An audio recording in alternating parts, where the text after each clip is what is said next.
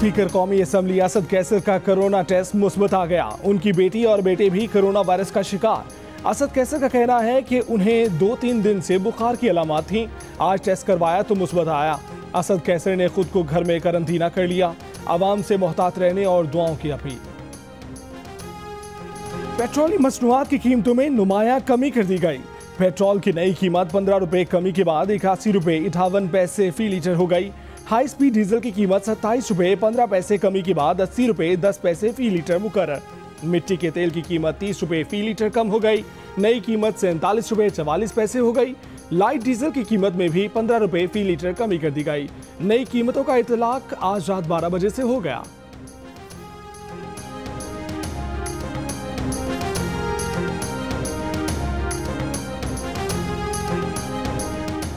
पंजाब और इस्लामाबाद में सीएनजी की कीमत में 12 रुपए 50 पैसे फी लीटर की कमी कर दी।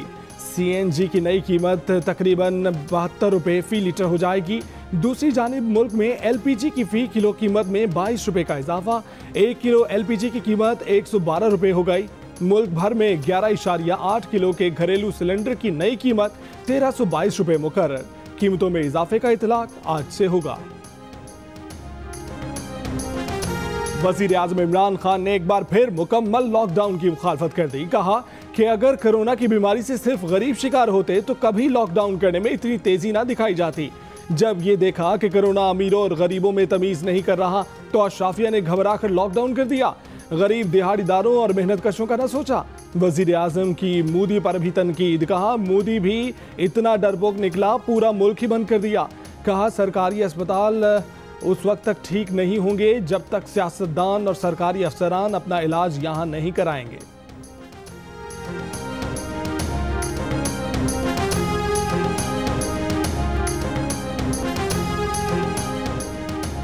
वज़ीर आज़म कंफ्यूजन का शिकार हैं या अवाम को कंफ्यूज करना चाहते हैं।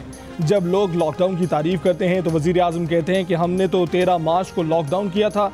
किसी और फोरम पर जाकर कहते हैं कि गरीब का ख्याल नहीं रखा जा रहा। 9 मई तक लॉकडाउन का फैसला वज़ीर आज़म और काबीना ने ही किया। तर्जुमान सिंध हुकूमत मुर्तज़ा वहाब का जवाब। आज शाहजेब खानज़दा के साथ में गुफ्तगू में कहा कि सिंध के नोटिफिकेशन में जो पाबंदियां या इस्तिस्ना दिए गए हैं वही रमज़ान के आखिर तक रहेंगे। अगले 10-12 रोज लॉकडाउन जारी रखा तो ज़्यादा बेहतर नताइज हासिल होंगे।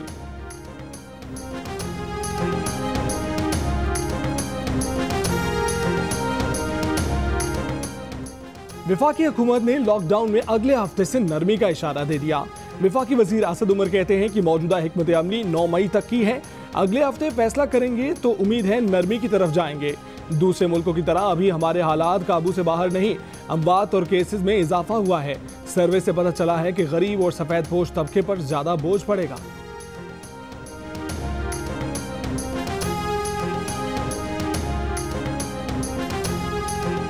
वज़ीर आज़म इमरान खान ने कहा है कि कोरोना की वबा कब तक चलेगी कुछ नहीं कह सकते। पहले दिन से एहसास था कि लॉकडाउन से सबसे ज्यादा मुतासिर मजदूर तबका होगा। लॉकडाउन में नरमी आएगी तो बेरोजगारी में कमी आएगी। वज़ीर आज़म का कहना था कि एहसास प्रोग्राम के तहत सियासी वाबस्तगी से बालातर होकर पैसे तकसीम किए। सिंध में सबसे ज्यादा पैसा तकसीम हुआ। कई सफेद पोश लोग हैं जो सामने नहीं आना चाहते, उनको हम खुद ढूंढेंगे। टाइगर फोर्स के जरिए मालूमात इकट्ठी करेंगे।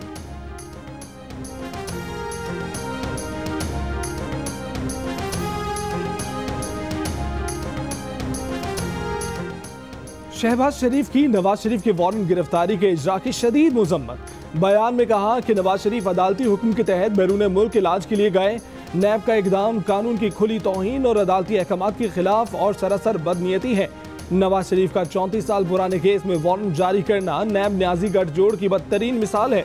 अवाम की तवज्जो अपनी नाकामियों से हटाने के लिए ये नया हथकंडा इख्तियार किया गया।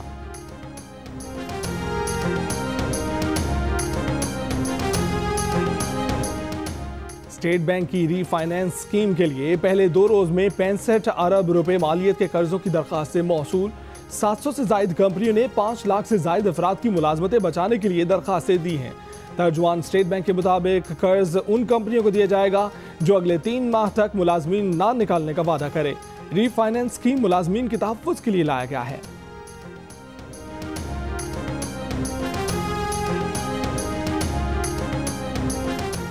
मुल्क में कोरोना वायरस के मजीद 12 मरीज इंतकाल कर गए। मजमूई अमवात 358 हो गई। मुतासरा अफराद की कुल तादाद 16,117 हो गई। 4,000 से ज्यादा अफराद सेहतियाब।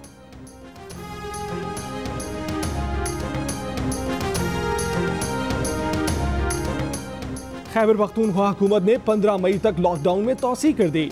बलूचिस्तान में अब तक 880 केस सामने आए। तर्जुमान बलूचिस्तान हुकूमत लियाकत शाहवानी ने कहा है कि अगर अवाम ने ताउन ना किया तो बलूचिस्तान में मुकम्मल लॉकडाउन करना पड़ेगा। अगर हम मुकम्मल लॉकडाउन की तरफ गए तो उसका मतलब कर्फ्यू होगा।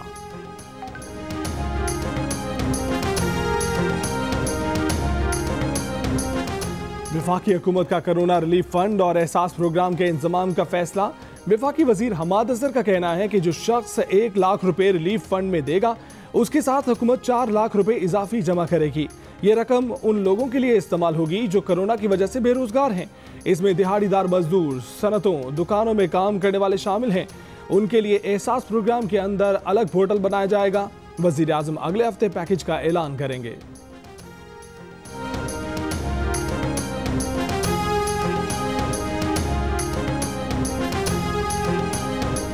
पाकिस्तान में तखमीने की निस्बत कोरोना से अमवात और केस कम हैं। फ्रंट लाइन वर्कर्स के लिए पैकेज का ऐलान चंद दिनों में हो जाएगा। पाकिस्तान में हिफाजती किट्स की दस्तयाबी का मसला नहीं है। N95 मास्क के अलावा तमाम हिफाजती सामान मकामी सतह पर तैयार हो रहा है। वजीर आजम के हमरा डॉक्टर जफर मिर्जा की मीडिया ब्रीफिंग। सानिया नेश्तर ने कहा कि एहसास इमरजेंसी इमदादी प्रोग्राम में बदउनवानी में मुलव्वस अफराद के खिलाफ हुकूमत मुतहरिक है। कुछ हकदारों को इमदाद न मिलने की शिकायत मौसूल हुई हैं। तमाम अफराद मुकर्ररा तारीख में रकम वसूल करने जाएं।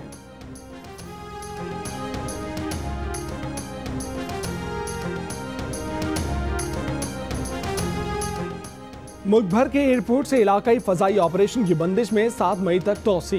तर्जुमान सिविल एविएशन के मुताबिक खुसूसी परवाजों समेत सिफारतकारों और कार्गो परवाजों को ऑपरेशन की इजाजत होगी। नोटिम जारी। इससे पहले इलाकाई फजाई ऑपरेशन की बंदिश 30 अप्रैल तक थी।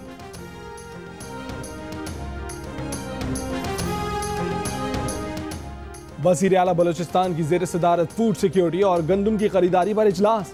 गंदम की खरीदारी के अमल में ताखीर पर तशवीश का इजहार। सेक्रेटरी महकमा खुराक ने ब्रीफिंग दी कि गंदम की फरोख्त के लिए काश्तकारों पर नैब ने शर्त आयद की है। नैब की शर्त की वजह से मुसलसल मुश्किलात का सामना है। नैब का इकदाम गंदम की खरीदारी के अमल में रुकावट है। फर्द पेश करने की शर्त खत्म किए बगैर गंदम की खरीदारी मुमकिन नहीं।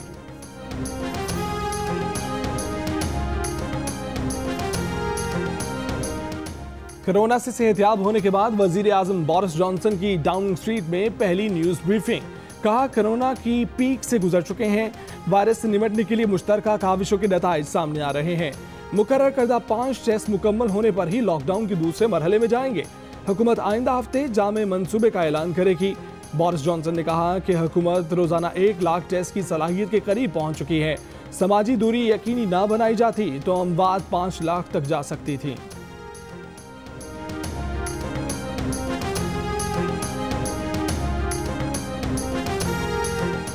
रूस के वजीर आजम मिखाइल मिशुस्तिन भी कोरोना वायरस का शिकार। रूस में कोरोना वायरस से मजीद 101 अफराद हलाक। हलाकतों की कुल तादाद 1100 के करीब पहुंच गई। रूस में 1,06,000 से ज्यादा अफराद कोरोना वायरस से मुतासिर।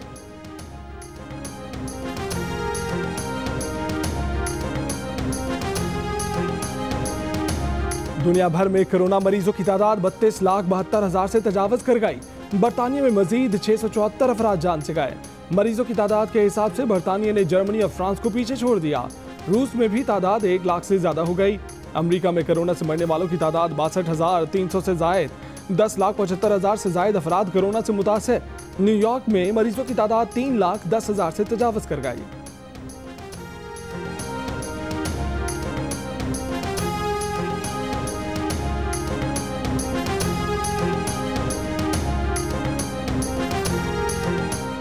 अमरीकी सदर के मुशीर डॉक्टर फाउची ने कहा है कि HIV में इस्तेमाल होने वाली एंटी वायरल दवा रेमडेसिविर के कोरोना मरीजों पर मुस्बत असरात सामने आए हैं। दवा के इस्तेमाल से कोरोना मरीज की सेहत बहाल होने का वक्त कम करने में मदद मिली। सदर ट्रंप ने इमरजेंसी सूरत हाल में दवाई के इस्तेमाल की इजाजत देने पर गौर शुरू कर दिया।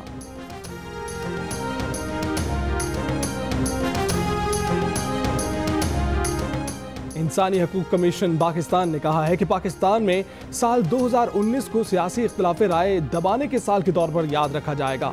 2019 की कमीशन की रिपोर्ट के मुताबिक पाकिस्तान में पिछले साल मरकजी मीडिया की आज़ादी महदूद और सोशल मीडिया को कंट्रोल करने के कवायद बनाए गए। अपोजिशन रहनुमाओं के इंटरव्यूज नशर होने के दौरान रोके गए। रोजनामा डॉन जैसे बड़े अखबार को निशाना बनाया गया। जियो न्यूज़ और आज टीवी समेत मुतादिद चैनल्स की आवाज़ों को दबाया गया। सरकारी इश्तिहारात रोकने और मीडिया हाउसेज को वाजबात की अदम अदायगी से कई अखबारात और जराइद बंद हो गए। रिपोर्ट के मुताबिक 2019 में गुर्बत और बेरोजगारी बढ़ने और सेहत और तालीमी अखराजात में कटौती से गरीब अफराद बुरी तरह मुतासर हुए।